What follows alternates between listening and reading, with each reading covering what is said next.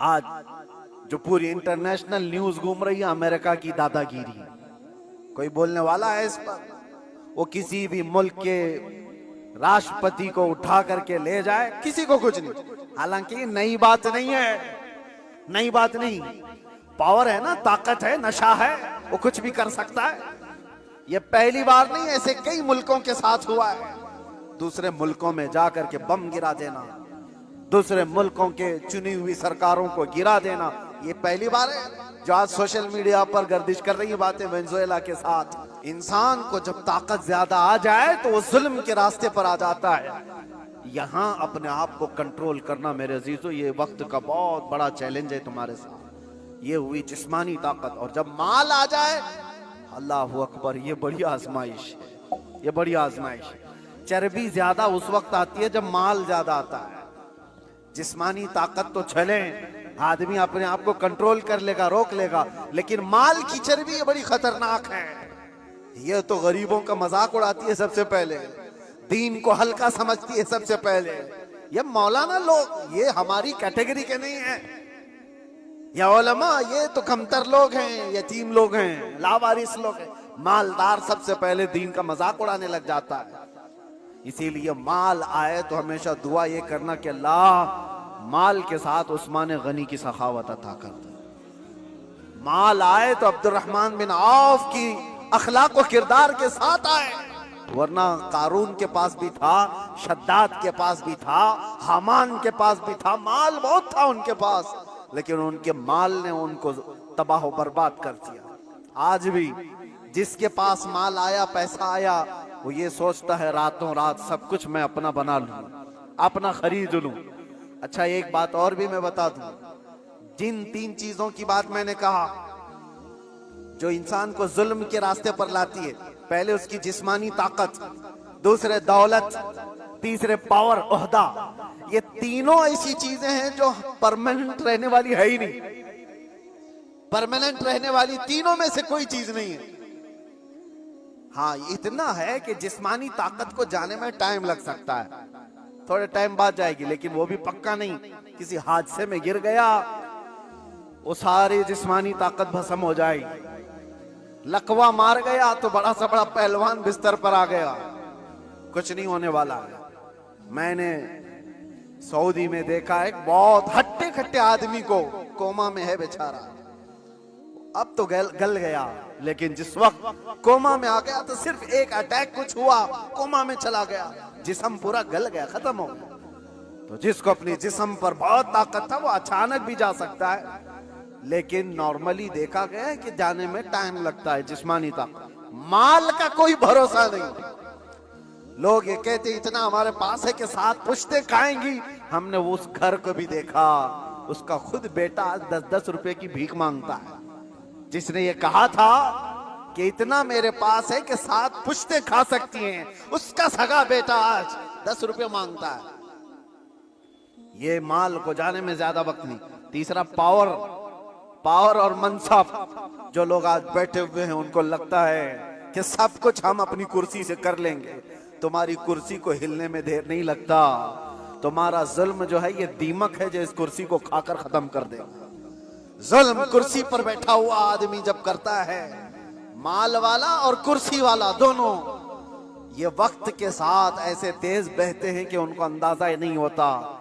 उन्हें पता नहीं उनके जुल्म के शिकार मजलूमीन की आहें अल्लाह तक जा रही हैं। रब तबारक व तआला कुरान में फरमाता है कि अल्लाह तबारक व तआला इनके कामों से बेखबर नहीं। जो लोग पीड़ित हैं, जुल्म से निशाना बने हुए हैं, तो क्या इनको इंसाफ नहीं मिलेगा? दुनिया की अदालत इंसाफ ना दे, अल्लाह की अदालत तो है जो इंसाफ अता करे। जालिम दुनिया में भी भुगतेगा और आखिरत में उसका दर्दनाक अंजाम है, दर्दनाक अंजाम। फिरौन के साथ क्या हुआ, नमरूद के साथ क्या हुआ? अरे एक मच्छर से हिलाक हो गए। फिरौन पानी में गर्क कर तबाह हो गया, गर्क होकर तबाह हो गया। अबू जहल को 2 छोटे बच्चों ने मार के गिरा दिया। जो ताकत और माल का नशा था जिसको, आज हालात ऐसे मेरे अजीजों, ये 2 तरह का जुल्म बहुत बढ़ गया है, माल का और पावर का। आज जो पूरी इंटरनेशनल न्यूज घूम रही है अमेरिका की दादागिरी। कोई बोलने वाला है इस पर? वो किसी भी मुल्क के राष्ट्रपति को उठा करके ले जाए, किसी को कुछ नहीं। हालांकि नई बात नहीं है, नई बात नहीं। पावर है ना, ताकत है, नशा है, वो कुछ भी कर सकता है। ये पहली बार नहीं, ऐसे कई मुल्कों के साथ हुआ है। दूसरे मुल्कों में जाकर के बम गिरा देना, दूसरे मुल्कों के चुनी हुई सरकारों को गिरा देना, ये पहली बार है। जो आज सोशल मीडिया पर गर्दिश कर रही है बातें वेनेजुएला के साथ, ऐसा हुआ वैसा हुआ। अरे खुद यहां हमारे मुल्क में जब मुंबई पर अटैक हुए थे, हमले हुए थे, आपको पता होगा, काफी साल पुरानी बात, ताज पर और ये वीटी में जो हमले हुए थे, उस वक्त पकड़ करके एक अजमल कसाब को तो बहुत घुमाया गया है न्यूज में, लेकिन आपको पता है एक मास्टरमाइंड और भी था, डेविड नाम का, और उसको गिरफ्तार भी किया गया। लेकिन अमेरिका की फौज आकर उसको रातों रात यहां से लेकर अमेरिका चली गई, और ये कह करके कि इसका मुकदमा हम चलाएंगे। दादा है साहब, हमारे मुल्क का मुजरिम है, हमारे मुल्क में फसाद किया, लेकिन कानून उनका चलेगा। ये क्या है? ये पावर का इस्तेमाल। दुनिया यही चीज देखती है आज, जिसकी लाठी उसकी भैंस कहा जाता है।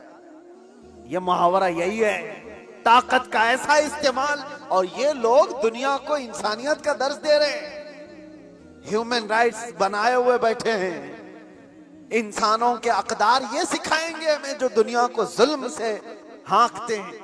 मेरे अजीजों, एक बात याद रखो, अल्लाह के नबी सल्लल्लाहु तआला अलैहि वसल्लम ने अगर फरमाया कि जुल्म को अल्लाह पसंद नहीं करता, तो रसूलुल्लाह ने अपनी जिंदगी से करके दिखाया है। यह नहीं है कि तकरीरों में कहा है या कोई स्टेटमेंट है। यह दुनिया के यूएनए का एक स्टेटमेंट होगा, अमेरिका का, यूरोप का स्टेटमेंट होगा कि ह्यूमन राइट्स के खिलाफ कोई भी कुछ करेगा तो हम उसको पकड़ेंगे, मारेंगे।